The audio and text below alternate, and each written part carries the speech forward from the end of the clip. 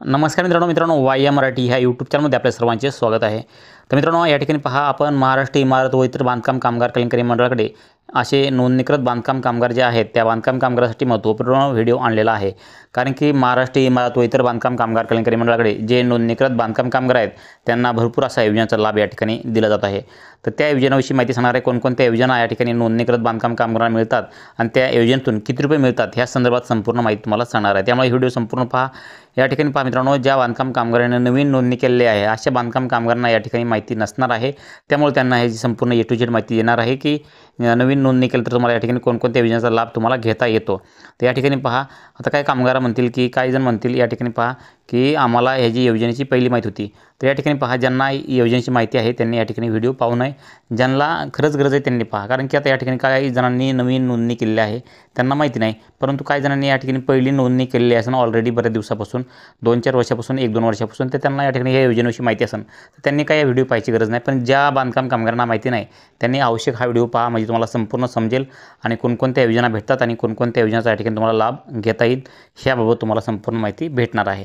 तर या ठिकाणी तुम्हाला संपूर्ण कन्फर्म झालं असेल की व्हिडिओ कोणी पाहायचा आहे कोणी नाही पाहायचा आहे, त्यामुळे काही अडचण नाही। तर या ठिकाणी पहा, त्या ज्या बांधकाम कामगारांनी नोंदणी केलेली आहे या ठिकाणी पहा, बांधकाम कामगार नोंदणी ज्यांनी नोंदणी केलेली आहे त्यांचा अर्ज मंजूर झाला आहे अशा बांधकाम कामगारांना कोणकोणत्या योजना मिळतात ते तुम्हाला सांगतो। आणि त्या योजना मिळून त्यांना त्या योजनेतून किती रुपये मिळतात हे सांगणार आहे। डायरेक्ट त्यांच्या बँक अकाउंटवरती ते पैसे ट्रान्सफर केले जातात। तर या ठिकाणी पहा, कल्याणकारी योजना आहे आणि पहिली योजना आहे सामाजिक योजना। या ठिकाणी पाहू शकता सामाजिक योजना। तर ह्या योजनेमध्ये तुम्हाला कोणकोणत्या योजना भेटतात पहा। तर या ठिकाणी तुम्ही पाहू शकता, पहिल्या विवाहाच्या खर्चाच्या प्रतिपूर्तीसाठी 30,000 रुपये, पहिल्या विवाहाच्या खर्चाच्या प्रतिपूर्तीसाठी रुपये 30,000। या ठिकाणी तुम्हाला पात्रता काय आहे, तर पात्रता जे आहे त्या ठिकाणी विवाह नोंदणी प्रमाणपत्र आणि जे आहे ते प्रथम विवाह असल्याबाबत शपथपत्र, हे 2 कागदपत्रे जे आहेत तुम्हाला आवश्यक पात्रता या ठिकाणी सांगितलेली आहे। त्यानंतर या ठिकाणी पहा, मध्यभोजन योजना आहे, परंतु या ठिकाणी जे आहे ते मध्यभोजन योजना ती आहे ती सध्या तरी या ठिकाणी बंद आहे, त्यामुळे कोणाला मिळत नाही। काही दिवस सुरू होती पण काही दिवसानंतर या ठिकाणी आता सध्या तरी बंद आहे। तर या ठिकाणी पहा, आपण हा व्हिडिओ तुम्ही पाहू शकता नोव्हेंबर 2024 बघत आहोत। सध्या तरी ही योजना मध्यभोजनची बंद आहे। तुम्ही कधी व्हिडिओ पाहत असाल त्यावेळेस जर सुरू असेल तर काय सांगता येत नाही आहे।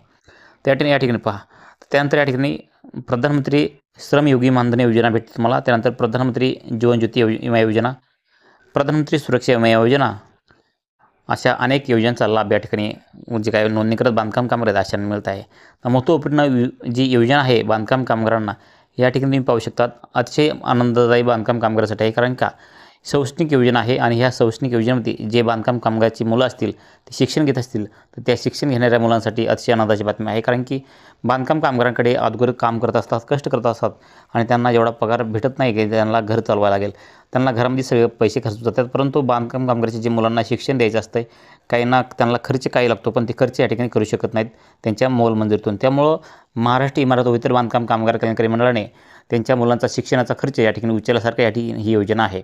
तर हे योजनेमध्ये पहा, शैक्षणिक योजनेमध्ये काय आहे की या योजनेअंतर्गत सर्व लाभ फक्त नोंदणीकृत बांधकाम कामगाराच्या पहिल्या 2 मुलांसाठी लागू आहे। तर हे तुम्हाला समजलं की ज्या बांधकाम कामगारांना पहिले 2 मुलं आहेत त्यांनाच जे आहे ती योजनेचे लाभ भेटणार आहेत, हे समजलं। त्या ठिकाणी आपण खाली बघूयात कोणकोणते लाभ या ठिकाणी भेटत आहेत। त्या ठिकाणी तुम्ही पहा, पहिला लाभ जो आहे त्या ठिकाणी ते तुम्हाला पाहू शकतात की इयत्ता पहिलीपासून आहे, इयत्ता 1ली ते 7वीच्या विद्यार्थ्यांसाठी प्रतिवर्षी 2,500 आहेत प्रत्येक वर्ष। आणि त्यानंतर दुसरं आहे 8वी-10वीसाठी 8वी ते 10वीसाठी विद्यार्थ्यांसाठी प्रतिवर्ष 5,000 रुपये दिलेला आहे। त्यासाठी तुम्हाला किमान 75 अथवा त्यापेक्षा जास्त उपस्थिती आवश्यक आहे, बाकी जास्त मोठी काही सांगितलेलं नाही आहे। आणि त्यानंतर पहा या ठिकाणी दिलेलं आहे इयत्ता 10वी-12वीमध्ये किमान 50 किंवा त्यापेक्षा अधिक गुण प्राप्त झाले तर तुम्हाला या ठिकाणी 10,000 रुपये भेटणार आहेत। तुमच्या डायरेक्ट हे बँक अकाउंटवरती हे पैसे संपूर्ण जे आहे ते ट्रान्सफर केले जातात। ह्याची तुम्हाला फॉर्म कसा भरायचा आहे, अर्ज कसा करायचा आहे ह्याबाबत संपूर्ण माहिती आपण आपल्या चॅनलवरती दिलेली आहे आणि पुढे पण सांगणार आहे, त्यामुळे व्हिडिओ संपूर्ण पाहत राहा। आणि मित्रांनो, तुम्हाला सर्वात महत्त्वाचं म्हणजे चॅनलला सबस्क्राईब केलं नसेल तर तुम्ही चॅनलला आत्ता सबस्क्राईब करून साईडला दिलेल्या बेल आयकॉनला क्लिक करायला विसरू नका। कारण की अशाच बांधकाम कामगाराच्या नवीन योजनांविषयी माहिती तुम्हाला सर्वात अगोदर भेटत असते आणि तुम्ही जर सबस्क्राईब केले तर तुम्हाला सर्वोत्तम माहितीचे व्हिडिओ तुम्हाला सर्वात अगोदर पाहायला मिळणार आहेत। तर या ठिकाणी पहा, आपण बघितलं की आता या ठिकाणी इयत्ता 11वी-12वीच्या शिक्षणासाठी पैसे किती भेटतात बघूयात। तर या ठिकाणी पहा, इयत्ता 11वी-12वीच्या शिक्षणासाठी प्रति शैक्षणिक वर्षी रुपये 10,000 रुपये या ठिकाणी भेटतात। या ठिकाणी पहा, त्यानंतर जी आहे ती योजना या ठिकाणी तुम्ही पाहू शकतात पदवी अभ्यासक्रमाकरिता प्रतिवर्ष 20,000 नोंदित बांधकाम कामगाराच्या पत्नीसह लागू आहे. जर बांधकाम कामगाराची पत्नी या ठिकाणी शिक्षण घेत असतील तर त्यांनासुद्धा या ठिकाणी हे 20,000 रुपये त्यांच्या बँक अकाउंटवरती ट्रान्सफर केले जातात. त्यामुळे या ठिकाणी आणखीन योजना आहेत. या ठिकाणी जे आहे ती वैद्यकीय पदविकेकरिता प्रतिवर्ष 1,00,000 रुपये आणि अभियांत्रिक पदविकेकरिता प्रतिवर्ष जे आहे ते 60,000 रुपये या ठिकाणी तुम्हाला दिसून येत आहे. पहिली योजना आहे, पहिली पहा 1,00,000 रुपये वैद्यकीय पदवीकरिता आहे. त्यानंतर दुसरा नंबर आहे अभियांत्रिकी पदविकेकरिता प्रतिवर्ष रुपये 60,000. आता हे नोंदित बांधकाम कामगाराच्या पत्नीलासुद्धा लागू आहे. जर बांधकाम कामगाराची पत्नी शिक्षण घेत असेल, वैद्यकीय पदवीकरिता घेत असेल, अभियांत्रिका पदवीकरिता प्रतिवर्ष जे आहे ते 60,000 रुपये भेटणार आहेत. ते झालं. त्यानंतर या ठिकाणी पहा शासनमान्य पदविकेसाठी किती रुपये आहेत? 20,000. शासनमान्य पदविकेसाठी 20,000 रुपये या ठिकाणी प्रतिवर्षीवर का. आणि त्यानंतर शासनमान्य पदव्युत्तर पदविकेसाठी 25,000 शैक्षणिक वर्ष. हे तुम्हाला या ठिकाणी तुमच्या बँक अकाउंटवरती जे आहे ते 20,000 रुपये आणि जे 25,000 रुपये आहेत ते डायरेक्ट तुमच्या बँक अकाउंटवरती जमा केले जातात. त्याची काही अडचण नाही आहे. ते संपूर्ण माहिती समजली. आता या ठिकाणी बघूयात की जे बांधकाम कामगाराची मुलं MSIT करत आहेत त्यांच्यासाठी काय आहे पहा. ज्या बांधकाम कामगाराची मुलं MSIT करत आहेत अशा बांधकाम कामगाराच्या मुलांसाठी MSIT केल्यानंतर त्यांच्याकडे पैसे नसतात फी देण्याची, म्हणजे ते शुल्क देण्याची. तर ते शुल्काची व्यवस्था या ठिकाणी महाराष्ट्र इमारत व इतर बांधकाम कामगार कल्याण मंडळामार्फत केलेली आहे.